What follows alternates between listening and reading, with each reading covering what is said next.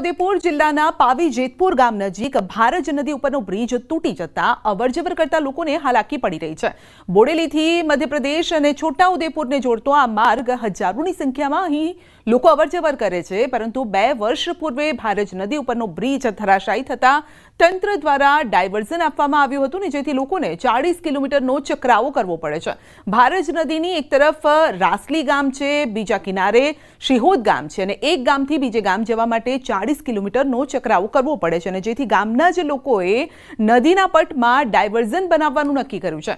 તો તંત્રની મદદ વિના ગામના લોકોએ સ્વભંડોળ ભેગું કર્યું અને થોડાક જ સમયમાં કાચું ડાયવર્ઝન બનાવી દીધું, તે પણ ફક્ત 35,000ના ખર્ચે।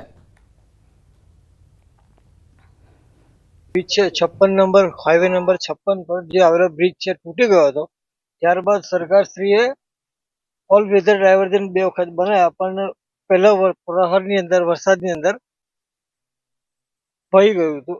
પછી આ ગામજનોએ લોકફાળો કરી અને જે આ કામ કર્યું છે ખરેખર બહુ સારું છે। ત્યારે કે લોકોને બહુ તકલીફ પડતી, લોકો ઉપર રહીને જાય, ઉંમરવાળા લોકો નીચે ઉપરથી પડી જવાનો સંભવ, બેરે પેલી બાજુ રહીને નીકળે, બીજા લોકો પાણીમાં રહીને નીકળે।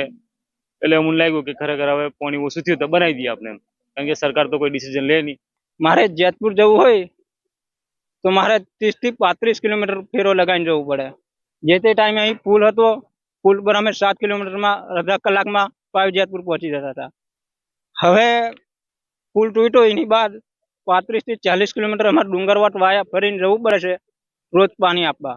સિહોદ ગામ, પછી સિથોલ, રાસલી, આ બધા યુવાનો ભેગા થઈને આજે આ જનતા ડાયવર્ઝન બનાવ્યું।